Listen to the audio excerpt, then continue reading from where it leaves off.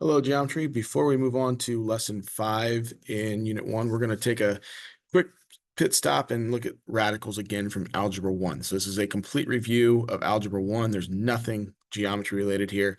However, it is important that you get this because we use radicals a lot in geometry. So there are two properties of radicals that are going to help you to simplify them. So the first one is the square root of AB is equal to the square root of A times the square root of B. Basically, I can split those two things apart and have an equal expression.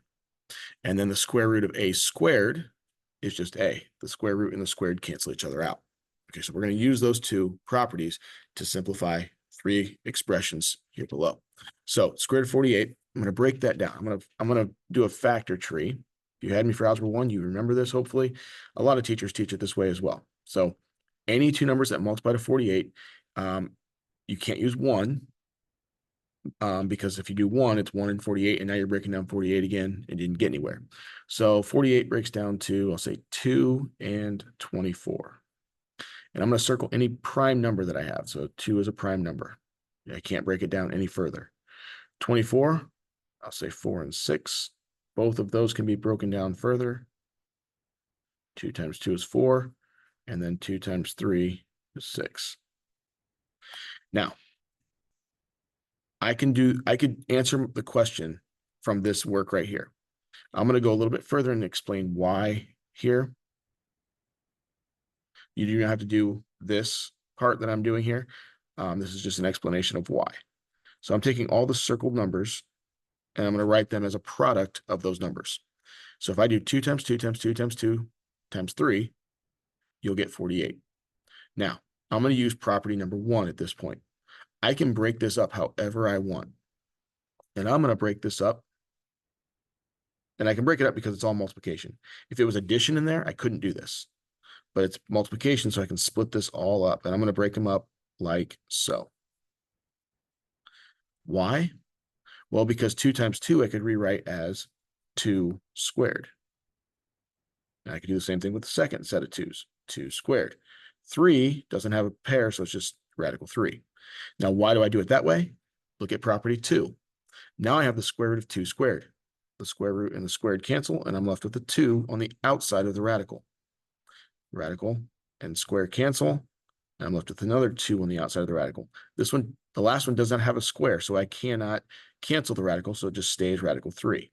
Well, 2 times 2 is 4 with a leftover 3. So that reduces or simplifies to 4 radical 3. Okay, that's what you're going to be doing when you simplify a radical. Now, scroll down here real quick. I'm going to do it a little quicker this time. I'm not going to show all the work. I'm just going to find two numbers that multiply to 150. It can be any two. You could do 2 and 75. I'm going to do 15 and 10, though. Okay. Neither one of those is prime, so I'm going to keep going.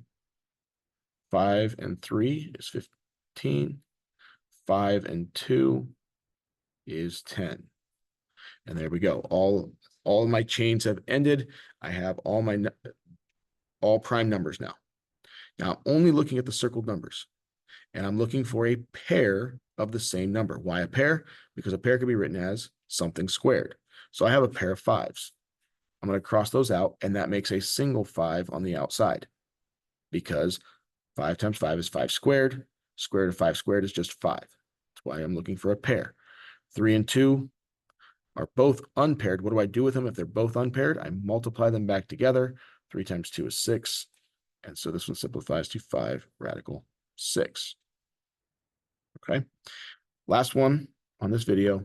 I'm using a much bigger number here. Not much bigger, but a bigger number here to show you that it doesn't matter how you break them down. So I'm going to do 2. I know it's even, so I know 2 goes into it.